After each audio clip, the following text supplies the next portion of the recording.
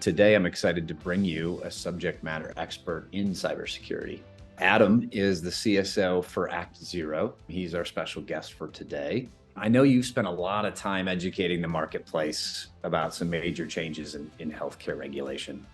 StateRAMP is a new common standard that cloud-based solution providers are being forced to adopt.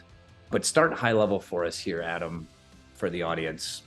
So just explain what the change in regulation is for everybody and what is StateRAMP. I think a lot of people who are working in the healthcare industry or who work with regulated data, understand, I think, to some degree, the changes over time to whether it's personally identifiable information or personal health information that's exchanged in the process of delivering healthcare. And specifically, IT has sort of constantly been kind of going back and forth between trying to comply, trying to understand, trying to encourage others to adopt these standards across the IT infrastructure. And so if you think back to the early 2000s, right, a lot of that was the Health Information Portability Act, right, HIPAA.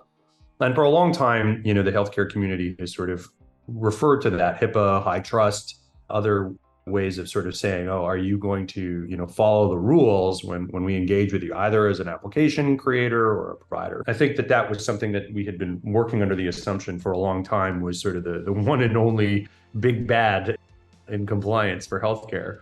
And obviously, for the past several years, we've seen a pretty big uptick in terms of data breaches, right? We see everything from, HCA and other, big healthcare providers leaking potentially millions of PHI records or PII records out to things like the dark web or other adversaries.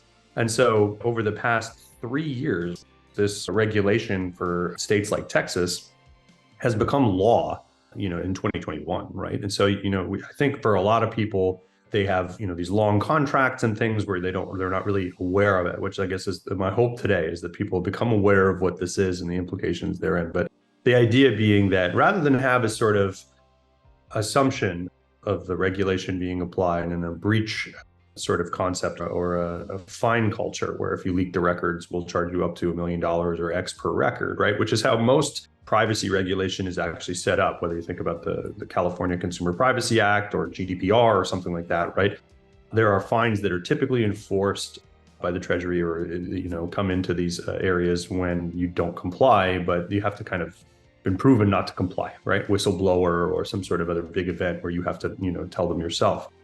And so what they're trying to do with the FedRAMP, StateRAMP concept is that this is sort of born and adopted from the previous FedRAMP regulation, which is what the federal government uses when they exchange sensitive information with other providers, right? The federal government doesn't make a lot, right? They have to contract a lot, but they have a lot of sensitive information. So when you buy a product or you get hosting from a provider, you usually run into FedRAMP. And so StateRAMP is a version of that. And so the idea behind the design of those regulations is that it was proactive and continuous, right? So you would have vendors that, would be audited every couple of weeks, right? Or once a month kind of thing. And they'd have to publish and share the information with the federal government, who could then share it to other agencies. It made it really simple to continuously validate people on these lists. And that was great, but it only applied to, federal agencies, right? State and local didn't really have an opportunity to get access to the data about who was compliant or what their security was, et cetera, et cetera. So they weren't getting notified. They couldn't share that information between the states. And the effort now with StateRAMP is to try to implement a very similar thing state to state.